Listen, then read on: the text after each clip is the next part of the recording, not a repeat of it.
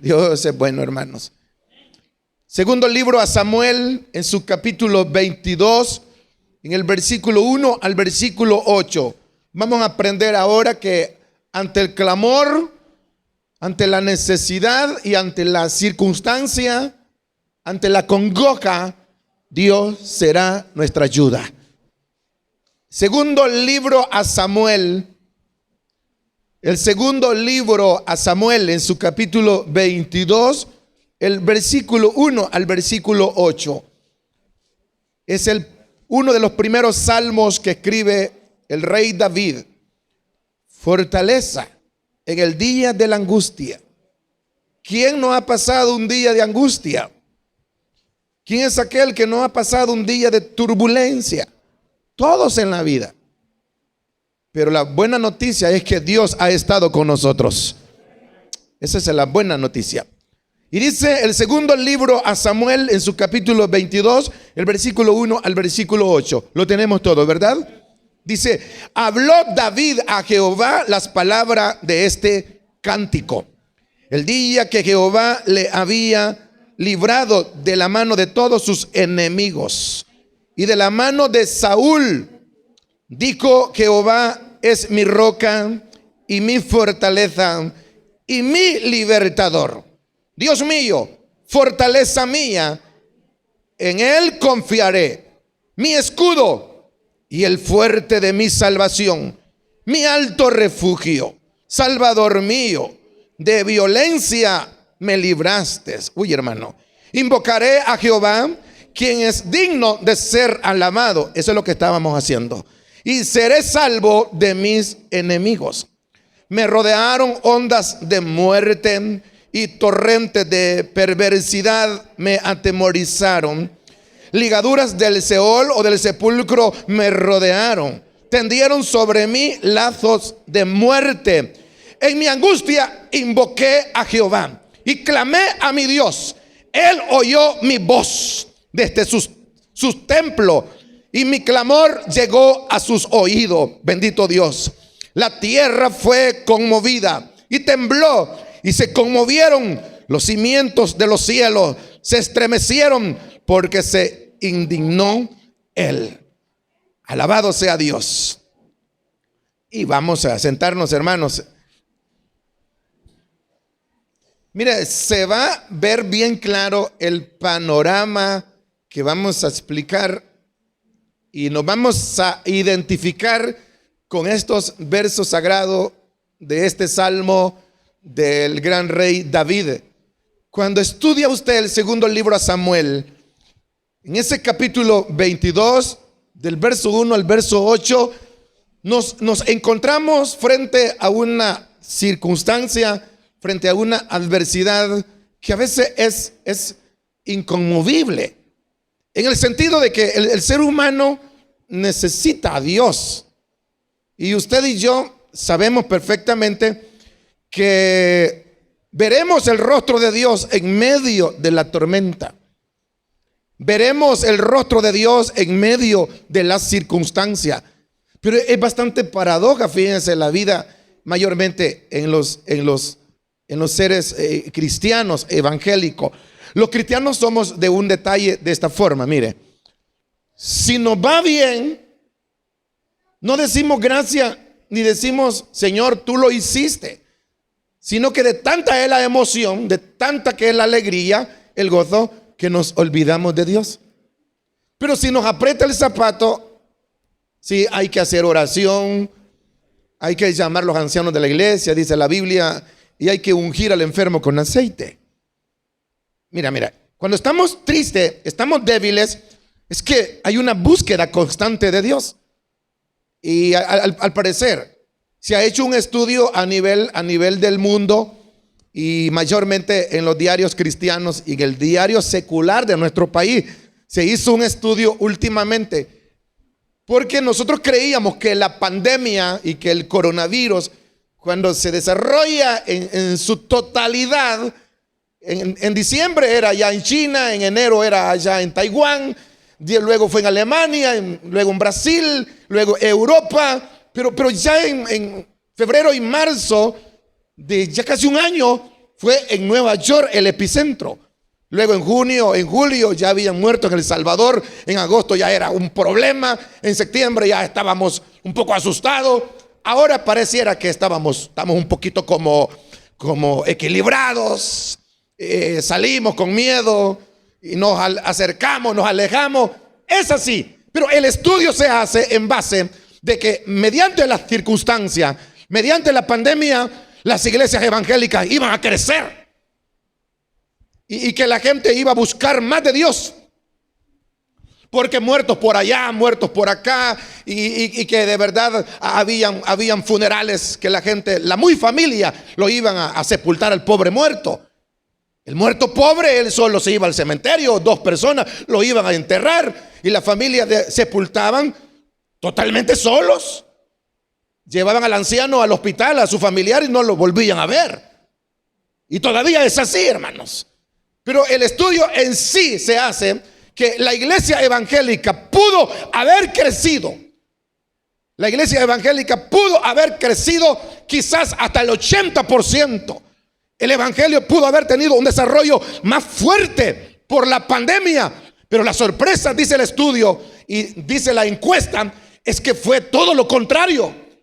Los pastores se encerraron y no salieron. Y los líderes cristianos se metieron bajo la cama.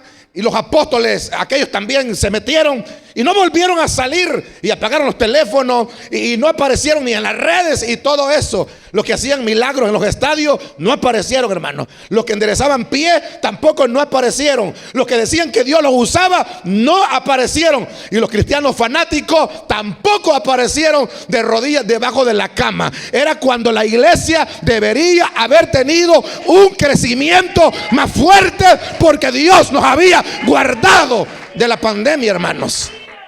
Mire, estoy asustado cómo es. El hermano Fausto decía aquí el viernes algo que me impresionó, que la iglesia, en vez de avanzar, retrocedió y se acomodó como holgazanes. Disculpen la palabra, porque ponía el ejemplo de la hormiga perezosa. En verdad que no tienen capitán ni tampoco tienen jefe y son ordenados. Y nosotros tenemos quien de verdad nos diga: hermano, oren, hermano, vamos a transmitir en vivo, estamos con ustedes, no se preocupen, estamos de su lado, el Señor está con nosotros. Es la gente que más para atrás se fue, la gente que más se alejó. ¿Saben por qué? Porque no hemos entendido el plan de la misericordia de Dios. Pero siempre hay un fiel remanente bajo el cielo, en la tierra, que tiene palabra de gratitud al Dios. Siempre habrá un fiel remanente que tiene gratitud al Señor. Hermanos queridos, la oscuridad, el desenfreno de la vida en sí y el torbellino de la vida se manifestará a nosotros. Y con esa potencialidad que la vida trae, nos envuelve, al final que la gente se hace hasta atea. Otros se hacen hasta incrédulos. Como Dios no los libró y dicen: no existe Dios, dicen ellos. Y como el Señor no hizo nada por ellos ni por la familia, entonces dicen ellos: no existe Dios, Dios no está con ellos. Pero hay gente con una gran necesidad de Dios, hermanos. Fíjense que hay gente con una gran necesidad de Dios. Y aquí el miedo está de venir a congregarse, porque dice la gente: me puedo contagiar. Y fíjense que para ir a sacar una remesa no se contagia la gente. Para ir al Super Selecto, fíjense que no se contagia. Para andar en la calle, fíjense que la gente no se contagia. En la iglesia sí está el contagio. Adentro en la iglesia sí está el virus, hermano.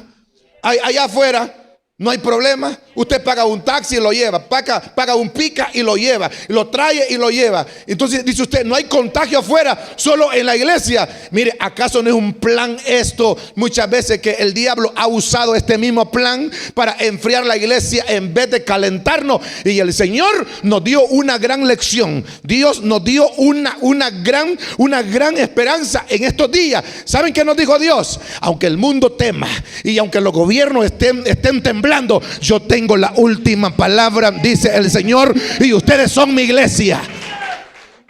Y ustedes son mi iglesia.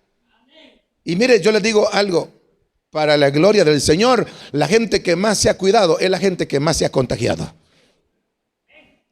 Hay gente que se ha comprado un traje, parece que es astronauta. Ajá, y se ve, y usted no los conoce, hermanos. Andan de negro y andan de todo, y una mascarilla, parecen el zorro, y usted no los conoce, de verdad, están tan protegidos.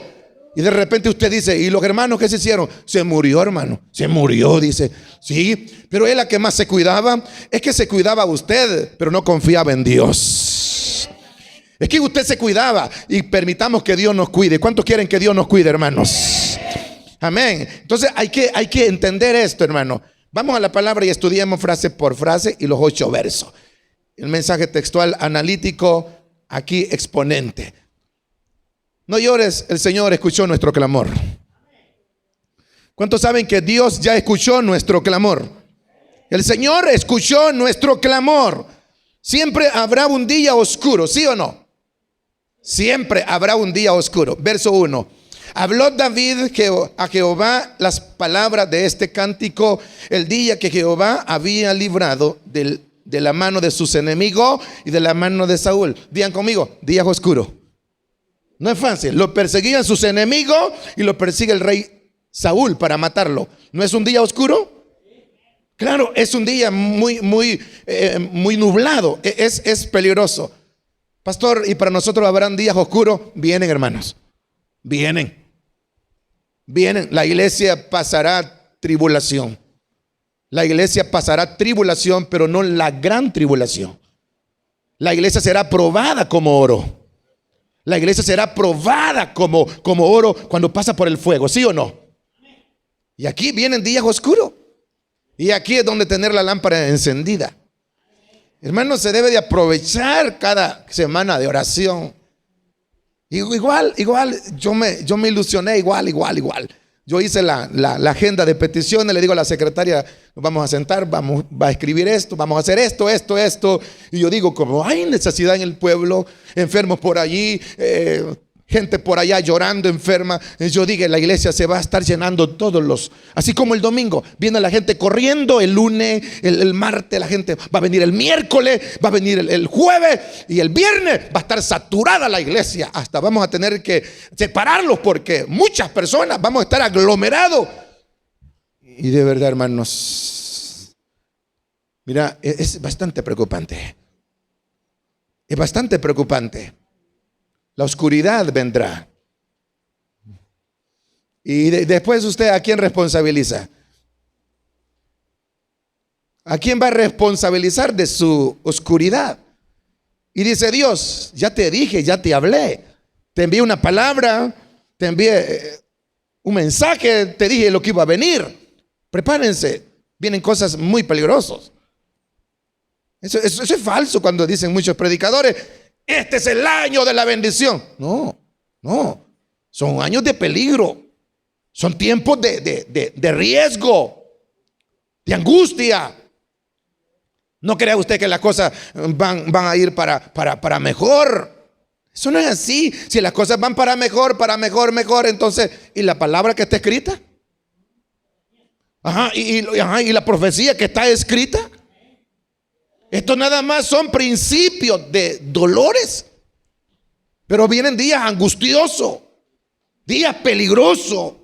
Es ahí donde, hermanos, debemos de llenar nuestra vasija con la palabra de Dios. Vendrá un tiempo que usted no puede congregarse. Vendrá un tiempo que usted no va a poder moverse. ¿Cuánta gente necesita estar en la iglesia? Mucha. Y no viene porque está enferma. Y aquí viene, Dios es la protección. El versículo 3. Dice el versículo 3. Dios mío, fortaleza mía, en ti o en Él confiaré. Tú serás mi escudo. Tú serás mi escudo. Dios es la protección. El versículo 4 dice, invocaré a Jehová, quien es digno de ser alabado, y seré salvo de mis enemigos. Y hagamos un autoexamen aquí. ¿Cuál es tu pasión por Dios? ¿Cuál es? Alabarlo, servirlo, congregarte, leer la palabra y todo eso. Sería nuestra pasión. Ahora surge la otra pregunta con una respuesta. ¿Hasta dónde somos capaces nosotros para poder amar a Dios? ¿En la lucha? Y en la prueba, ¿qué tal tus días solos? ¿Qué tal con tus días en soledad? ¿Oyes música mundana? ¿Te gustan escuchar las músicas antiguas? ¿Hasta dónde somos capaces? No, pero el día de la angustia, no. Y dice Dios, ¿por qué me invocas? En el día de la angustia. ¿Y por qué no te preguntas hasta dónde sos capaz? No, ahora no podemos depender de nada ni de nadie, solo de Dios. El versículo 3 y la parte B dice: Él es fuerte para mí en salvación, mi alto refugio, Salvador mío, de violencia me libraste. Esa aglomeración de personas que salen en las calles haciendo manifestación contra el gobierno y se van a las calles a protestar buscando una salida al problema social. ¿Ustedes creen que esas personas están bien con el Señor? ¿Creen que esa gente tiene temor de Dios? ¿Tiene algo del Señor? Eso no es verdad, son vagos, son mundanos, no tienen temor ni respeto del Señor. La verdadera persona que ama a Dios y cree en el Señor no tiene confianza ni en los gobiernos. No tiene. Mi alto refugio es Dios. O sea, esto quiere valor para enseñarlo. Esto quiere dignidad y credibilidad, integridad para enseñarlo. David, el rey, está diciendo: mi refugio viene del Dios del cielo. No está diciendo: yo dependo de Saúl, o dependo de los valores, o de la plata, del oro. David dice: mi respeto para Dios, porque yo dependo de Él, hermanos. Y dice aquí: no te desligue de Dios, hermanos, porque el verso 3 dice, vean por favor, y voy a ir avanzando rápido: Dios mío, fortaleza mía, en Él confiaré. En Él confiaré. Fortaleza mía, en Él confiaré. Quiere bastante valor tener que volver a decir esto que les voy a decir. Como iglesia cristiana, como iglesia evangélica, nuestro refugio, nuestra esperanza no está en un gobierno estatal, ni depende de un partido político como mucha gente está peleando. Nuestra esperanza está en el Dios Todopoderoso. Esa es la verdad de la iglesia, queridos hermanos. Y ahí donde nos incomodamos nosotros los pastores evangélicos, donde la gente le da la fe un ratito a Dios, un ratito se lo da al gobierno, otro ratito se divorcian de Dios y se enamoran del partido, y la gente empieza a hacer esa mixelánea. ¿Saben qué es mixelánea, verdad? O sea, meter el evangelio aquí en el mundo, meter la política aquí, entonces, y meter la confianza que tenemos y la quitamos de Dios y la ponemos aquí, y empezamos hasta a predicar y decir: nunca hemos tenido un alcalde como este. Nunca hemos tenido un gobierno como este. Nunca lo hemos tenido. Entonces empezamos nosotros a predicar que la confianza está en un político, la confianza está en un gobernador, la confianza está en una reacción social, cuando no es así, hermanos. Nuestra confianza está en el Dios Todopoderoso. Pastor, ¿qué puedes decir? Que gane el mejor, y que gane quien quiera y pierda quien quiera. Nosotros dependemos del Dios que hizo los cielos y la tierra, y de esta bendita palabra. O sea, no aplaudieron mucho porque no están de acuerdo, tampoco ustedes que están en Facebook. Pero la vida cristiana es así, hermanos. Amén. La vida cristiana es así. ¿No han leído lo que dice el verso 3?